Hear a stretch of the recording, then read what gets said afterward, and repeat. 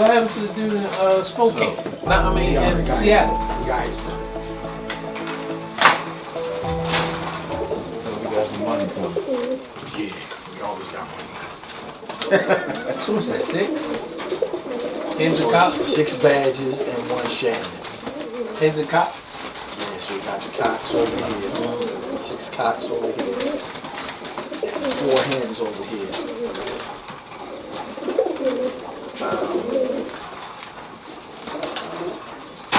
This right here is a little badge young. All of the importers.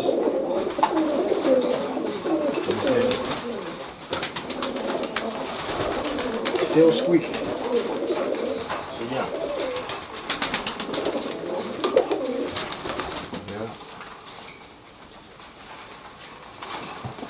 This right here is a badge cock.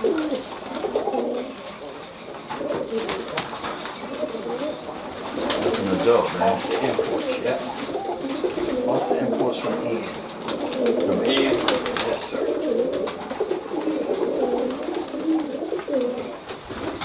I like these birds, but they fly too high for me. They're more of a your speed. I like them high flying. You like the high flying birds.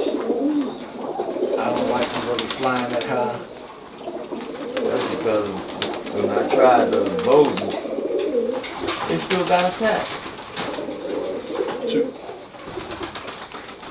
Still ain't had no luck. These are the badges. Took a whole season and tried to fly the Bowden cross, and they still got hit. Here you got my droppers, my drop breeders. So what's the advantage or disadvantage of flying cross? What's the purpose? Well, basically you crossing, basically trying to find what's best for you, your flying area, your flying, how much time you have to put into the birds, because that matters. Was you about to say something? You know, boy, you good. So what's the best cross y'all came across so far? Shoot like the Bowden Shannon cross. Shannon Bowden cross. I love the Shannon. I like Hughes. Yes, I was going to say, if you I are a love person you. that loves the birds that fly high, then that's different. You're looking at you need 2 families that basically fly high already, that's compatible to flying high. So that would consist of like a Hughes and a Pilot or a strand like that fly high.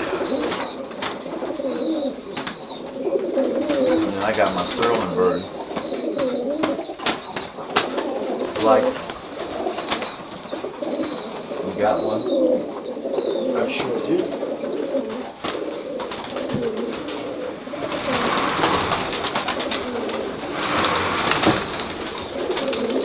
There you go, right there. I started her right off.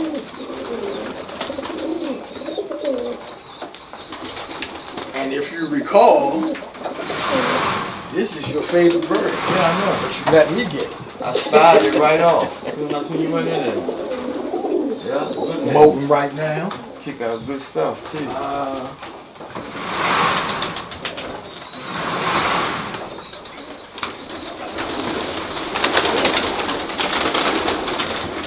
think this bird keeps telling something. What this bird fly suit? You remember? That's, say that one more time. What this bird fly? Remember the time? No, I don't. That last fly I had? I do not. 9 or 10? Double digit fly though. Yeah, okay. You always can tell Sterling birds because that white right there.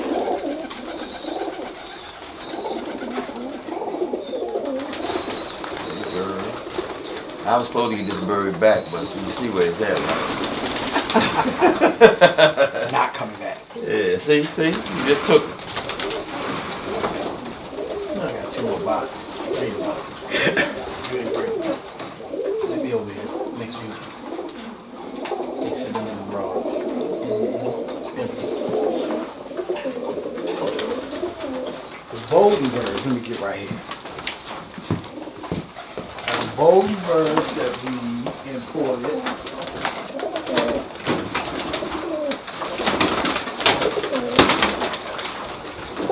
Birds like this.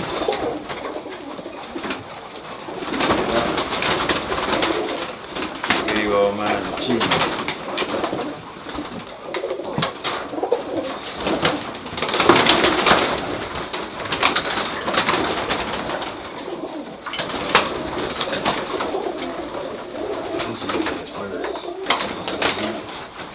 These some big birds. Yeah. These bowls were imported. This is the Dave Black family.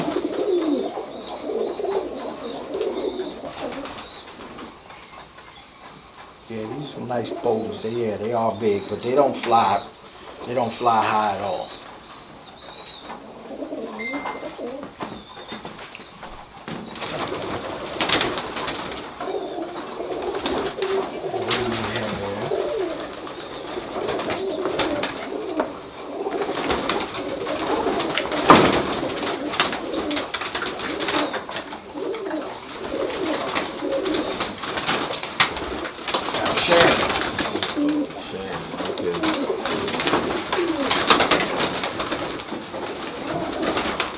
So who had these? Ian. Ian Shannon.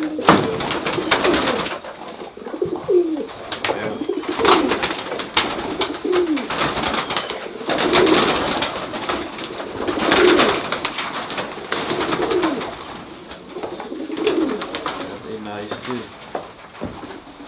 All these birds are nice. The import. And these are mostly the family that I like to fly because they don't pin out. Which is Shannons, Ian Shannons.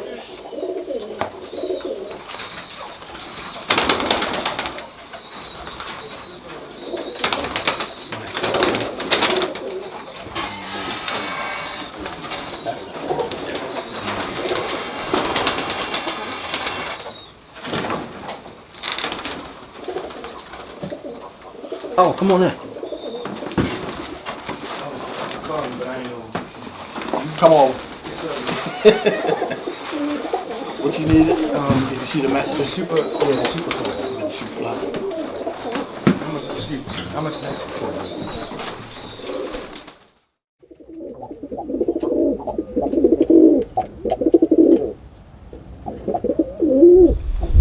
Yeah, I've been flying competition for about 28 years.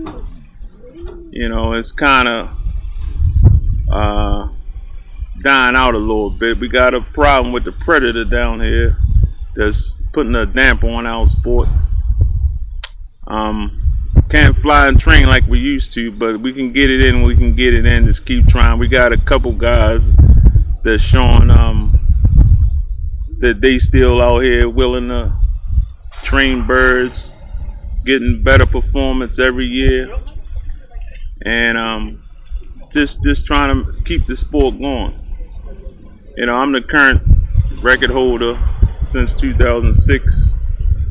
A lot of people come close. It's hard work, dedication, but it can be broken. Records are made to be broken. Ain't nothing permanent. It's not easy. You just gotta, wait your turn and be ready when you get, get a shot at it. This is a sport where you can't talk about it. You just gotta put your birds up and let them perform, man. You can't say you're gonna do this and do that. You just gotta let it happen, man. Just gotta let it happen. I done heard it all over the years. They want the record. It's there for you to get it. I can't stop you. Please get it. To carry the sport on. I just love pigeons, man. I love being around positive people, encouraging people, teaching people. And that's what it's all about. Anything else, don't come to BUTC because we don't want that bad energy. We positive and motivated to help one another. And you know, I wish I'd have made this transition years ago to come over this side to this club around these type of guys, you know.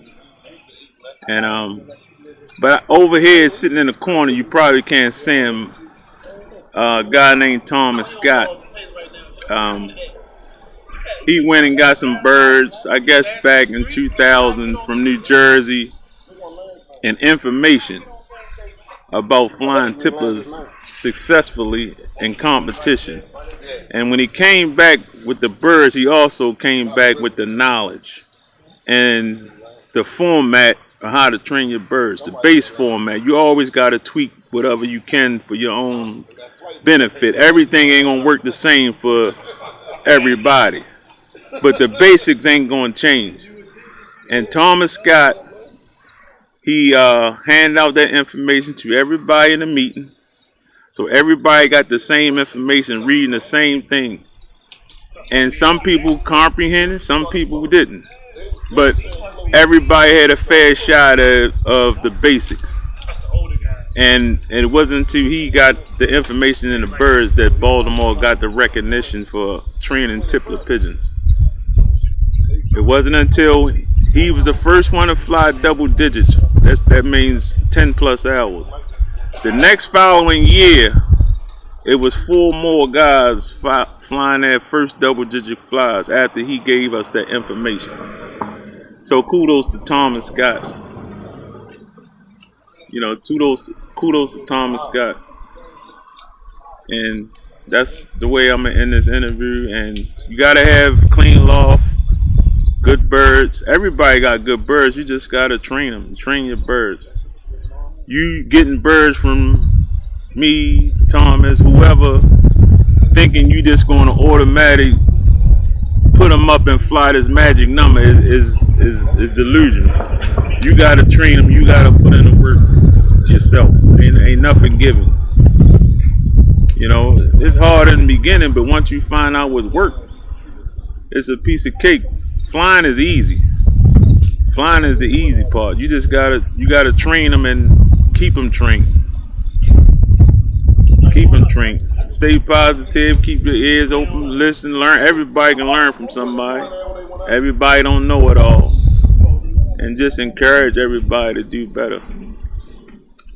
And you'll get your just due in this sport. Hi, hello everyone. My name is Maceo Price. I'm a Tippler man and a pigeon man all my life. Probably been in the sport and the game of pigeons probably about 60 years. My first beginning began down here near Carroll Park and Washington Boulevard. My dad, Maceo Price, my uncle, John Ennis, all started me in the pigeons. My dad in the beginning years had homers, and that's where I got started. I'm here at the BUTC picnic, which I was certainly invited. Number one, we've been in the pigeon game and knowing each other for many years. I go back a lot of years. So it's been a pleasure for Maceo to be involved in pigeons. And I'm always happy to help anyone I possibly can in the name of pigeons, in the name of flight, in the name of birds of any breed. As I move through my years of many involvement, I'm pretty well beginning to be known maybe around the country in one phase or another. This is a nice BUTC picnic and a gathering. The day is nice, the weather, we've been blessed with some wonderful weather, and here we are having a good time. I'm also one of the members of BMTU, which is the original club that got started back in 1999. And you know, be able to communicate and fellowship with everyone involved, it is a beautiful sport, a beautiful game to be involved in. I wish at this particular time we could get more young people involved in the sport rather than sitting on the sofa playing games and video games and getting out to enjoy the environment, to enjoy the name of birds as you watch them fly and kits and flocks above the air and the sky for as high as the human eye can see. Involved with pigeons is a wonderful pastime. You know, I remember as a kid when I was 17, 18, my mom and dad would look for me. They know where to find me, in the yard, having a good time with my birds. I raised birds in the earlier years right here in Pigtown, South Baltimore.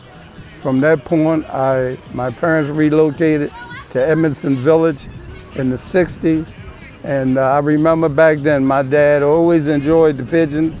As a matter of fact, he let me have my pigeon loft on the back roof, and my bedroom was in the rear.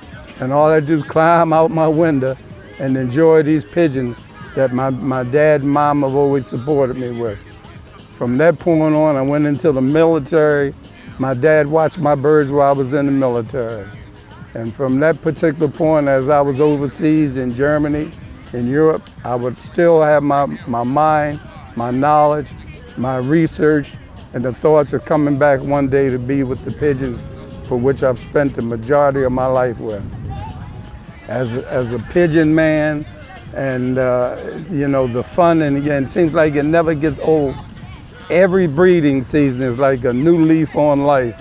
As you begin to take your hens, your cocks together, the best males and females you have, and rebreed them and kind of lay a format on the oncoming season. However, now that the predator has become very aggressive, hawks and falcons, they seem to enjoy nothing but the best, the flying Tippler. And we seem to lose more and more as years goes on, but the interest and the desire to have pigeons is still there. I like to get around as much as I can to be involved in the pigeon game, communicate people. People would give me a call out of New York, out of Pennsylvania, out of Virginia, just to talk and communicate. And you know, it's about the unity of guys coming together, being able to fellowship with their family, the kids, everybody. And as these little kids walking past now, it would be nice one day we could get them to have a little pigeon loft and have some fun. And they're always desire. I used to go to Silver Spring, Maryland every September, where I was invited by some of my grandkids, and I would go to a show and tell with the kids, maybe 30, 40 kids in each class. And they were so excited and appalled as the pigeons that we have. You know, I would have the pretty white ones, the beautiful ones, and they would get excited. And I remember one year, maybe about 15 years ago, all the kids in the class gave me a personal thank you letter for coming with the pigeons and show and tell, and for which they'd go home and share with their parents. And you know, it's just a good sport. And trust me, the years go by. You know, my hair's all gray now, and the experience about pigeons is still there, and my knowledge gets even better. But let me just say that being blessed each day, and asking the good Lord to give me another day, another way. I'm always thankful to be able to take time to sit up and just look up in the sky, enjoy what we see and the birds and everything that fly around. So you know, if there's anything that Maceo Price can do to help you, I can be reached at 443-722-1415 or Price Investment Group, LLC. And if there's anything that I could do as far as knowledge, experience, I'll be more than happy to share it with anyone that's interested. And I certainly thank you for this interview.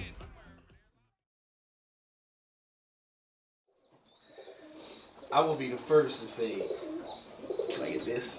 Can you do that for me? Because I want to do the pilot. I don't know.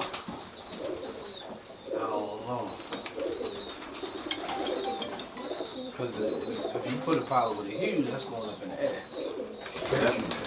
That's That's one up there. Straight to the pen. Yep. You in trouble? Hmm? You in trouble? In trouble. I'm asking. Matter of fact, that I forgot what it was paying me. That black. The California. Yeah, that She one. back here. Right, but I forgot what cop. It was a I think it's how she's going now. it was a Shannon. It Yeah. was a Shannon cop Right here. Right here in the middle. up top. Yeah. On the first, Red the one that's moving the around the drive. circle. How you doing? My name is Sean Marine. I'm into the BUTC Tippler Club, and I've been in the pigeon since I was a little kid. My father been raising them since I was a kid, and that's how I got into it. Around the age, I say around 11 years old, my father moved out, so I ain't had pigeons no more. And me and my friends got together about 15 years ago, and we put a coop back together, and I've been back into it ever since. Transitioning from flying just an open loft to a club fly, it took a lot of time for me to understand and get used to it. So I got into a club around 11 years ago now, and for the first 6 years, I couldn't really get adjusted to flying a kit of birds. And after that, once I really buckled down and start listening to what the guys was talking about and start dissecting the difference in what this person was doing and what that person was doing, I started building my own way to fly my birds. And it was on from there. About 2020, I had my first kit do 12 hours and 41 minutes. And that kit was, it was a beautiful kit. I love pretty birds. So everybody know me, I want to have color in the sky. I don't just want a blue ball or a check. I want reds, I want yellows, I want prints, I want whites. So it was really hard for me to get those colors until I went over a club member named MJ House. MJ gave me 2 hens, which was we check hens. They both was like almond colors. And then I got a cock for my father, which was a red and white model. And I got a cock from my club member named Sterling, which was a blue ball badge. And they bred together and gave me amazing 3-bird kit, and it was on from there. And that's how I created the S&S family, which is S is for Sean, and S is for Sean, and S is for Sue. So that's how you get the S&S family. So I have a kit that flew 12 hours and 41 minutes. That was a young bird record. I have a kit that flew 13:45, I want to believe. That's another record kit of young birds. And then this year I got a kit flying 14:07.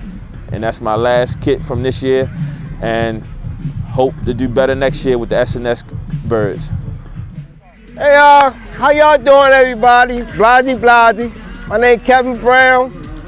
And me, Soup and Cheese was sitting in the yard one day, and we all decided to start a club up in BUTC, but cuz. We used to always walk around and say, but cuz, can I do this? But cuz, can I do that? So, you know, I don't know how that came out. So Soup wound up taking abbreviations and coming up with BUTC, you know, whatnot. But again, I wound up being the president for a couple of years, and then I just drifted off because, you know, I got a little too busy doing other things. But it's good that these gentlemen stayed in the birds, which I'm still in the birds. I still have birds. You get what I'm saying? And, you know, and it's a wonderful thing to do, you know, and basically, you know, we need like more people to join to this club, whatnot, because things like this keep guys out the street, keep them out of trouble. You know, you can sit in your pigeon loft for like 30 minutes and you be wind up in your pigeon loft for about 4 or 5 hours. You know, if you want to get away from then run in your pigeon coop and you'll be real good. But anyway, get back to this. Man, yeah, I love birds. I love flying birds. And me, Soup, and Cheese, we like this. You know, they part of that circle that I got, a little small circle. But yeah, I enjoy birds. I love birds. You know, I love flying against people because that's my whole thing. I love flying flock birds because it looks so good. And flying birds for competition, you know, I got into that, but I kind of like drift away from it because I like to see flocks flying. I like to see big birds flying. So them little birds, 2, 3 birds, you know, that's and then the rules, that's bothering me a little bit, you know, but, you know, like I love birds, I love being in this sport, I'm still in this sport, you know, and they still look at me as a brother, which that's what all bird people guys should do, look at each other as brothers and sisters because there's females in it. And, you know, yeah, it's a good thing that, you know, they still going on with this. And maybe one day, I might jump my into flying birds again. But basically, you know, like I say, anybody want to fly any birds around Franklin Street, you always got to call my cell phone to make sure I allow you to do that because up around Franklin Street, I own those skies. Remember that. Hello everybody, my name is Joel, last name Foster. I'm a current member of the BUTC. I'm the central timer of the club. I previously held the central timer position for the FTS, the Flying Tippler Society, for a couple of years. And my job title is to keep all the flying times of all the flyers and document the times.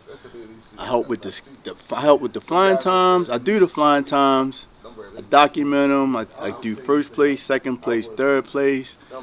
All my documentation is submitted to the Secretary Treasury.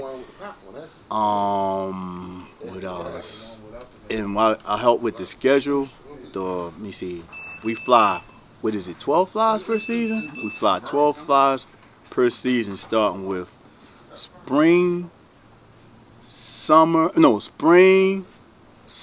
fall. Let me see. That's pretty much it for my position. A lot of knowledge that could be gained from the flyers. We got a lot of experienced flyers in our club. I have been a member of the BUTC since 2018.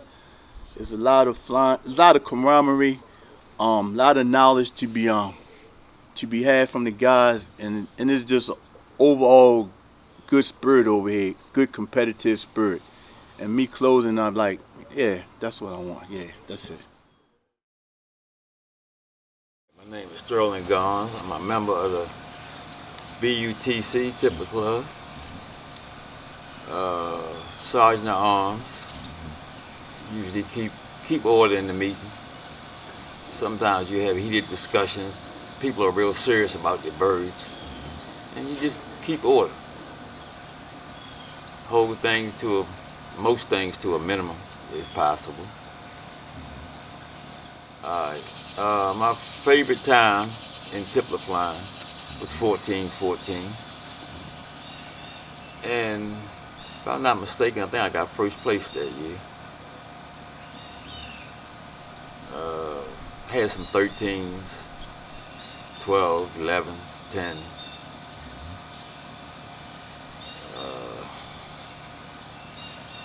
I don't know, man. I can't think of nothing else. Good afternoon, Steve Agent, otherwise known as Heavy. Here out here with a lovely occasion where some brothers has gotten together. They planned this and gotten together a picnic, a good time to fellowship with one another. You know, pigeons is like that universal animal that bring many folks together from many walks of life. It brings them together as one in unity. You know, and to be quite honest, I've heard of some of the folks out here, and they probably have heard of me, but I don't know them. But as soon as I walked up and walked over here with Soup, you know, they received me with open arms into the brotherhood, if you will. So I'm out here amongst a lot of Tippler guys, a few Homer guys, but for those who do know me, I fly rollers, and I've flown rollers at this point in my life for almost 50 years. So, and in my quest, I always wanted to be the best, especially once I learned about competition. And to be the best, let's say it like this, if I wanted to race a car and I'm a heck of a driver, but my engine is trash, I'm going nowhere fast. So in my quest to be the best, I had to first go buy the proper engine to put in my car, meaning the proper birds to put in my loft. Once I acquired those birds, I acquired the best birds I've ever had in my life back in 2000. And from 2000 until this day, those birds are still winning across the country. The attendant of my birds has actually won the National Birmingham Roller Fly in 2019. They won the 11-bird fly and the 20-bird fly by a guy named Dennis Blackmore in Kansas. But I've sold birds because I was winning for so long. And the birds that I sold begin to win where I sold them to. I've sold birds probably to every state in the union, meaning every state in this country probably have some birds from good old Baltimore that are doing well. But my quest wasn't really for myself. I really wanted a team of us to perform well. So I also started a club called Maryland True Spinners back in '98. And we're still around, we just don't compete as much, but we still enjoy going over one another's house, flying the birds, picking out good birds and sharing the birds with one another. And everyone in my club actually flies my family of birds. And again, this family of birds has proven to win. If I can, I'll say this. A lot of folks may acquire good pigeons, but they didn't pay attention to the environment they came from. They didn't pay attention to the small details, like these birds did great in Florida. Florida is warm all year long, it's really humid, and these birds are excellent there, and they bring those birds here where it gets cold, where it can get dry, where it can be, we get all kind of weather here, and the birds won't perform as well because that man developed them in the environment by which he lived, and we didn't take that into consideration. I did. So the family that I did buy, I flew to California. I bought them from a man named Norm Reed. He lived in the desert, Rosamond, California. But in the desert, it snows, it gets cold, it rains, it gets hot. He actually experiences all 4 seasons as we do. So once I got those birds here, it was not such a big change to them. The environment wasn't, because they was used to frigid weather, for hot weather, and they did well. But the deal was to learn how to fly them, feed them, and breed them. And if you really want to be successful in pigeons, just like anything else, study. Study to show yourself approved. The more studying you do, the better you'll get. Study the feed, study the weather patterns, study how they flew on certain days, study the breeder. I don't breed out of the same pair more than 1 season, meaning I put my birds together this year. Next year, from this year forward, they'll never mate with one another again. And I do that because I look for what I call prepotent breeders. And a prepotent breeder could be, I bred this pair together and I got dynamite. The next year I split them up. The hen with a different cock, I still got dynamite. The cock with a different hen, I got okay and 1 dynamite. So that lets me know that even from the first pair, it was the hen that really was carrying the juice. So then in that process, now I have, after 2 years, I have half brother, half sister I could then mate together. But then also the hen, the original hen, is gonna go on yet another cock, a 3rd cock. And then in that process, I may take a grandson from one of the pairs and put back to the grandmother. And what I do is what we call line breeding instead of inbreeding. And the line breeding keeps the birds healthier than the inbreeding, and they don't deteriorate them as fast. So I know I'm not supposed to sit here and have a class on genetics or anything like that, but really, I'm just giving an example of how we are to study the birds, but also study the feather quality, study the feather thickness, the feather hardness, and you'll notice that there'll be some similarities in your champions no matter what you fly. And you begin to look for that and breed for that. And I believe in just studying, have some patience. In patience and studying, you will have some success. So I do appreciate the brothers even considering me to come here and share a little bit with everyone. And I pray that everyone keeps their head up and keep flying pigeons, because we know we're going to lose some. Pay your air taxes, but keep them in the air. Have a great one. Bird gonna be grown. Well, then again, it don't matter because I ain't gonna fly. Put it out for the falcon to get the hawk.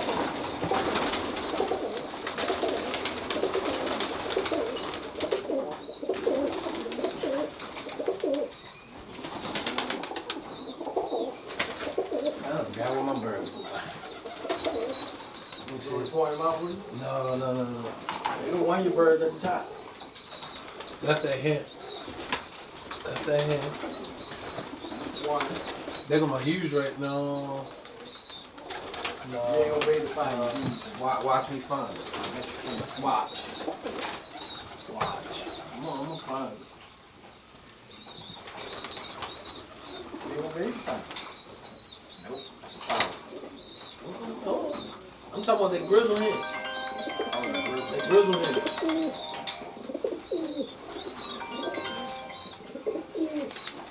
Aaron. That's good. The band is in the pound. They found it. Right.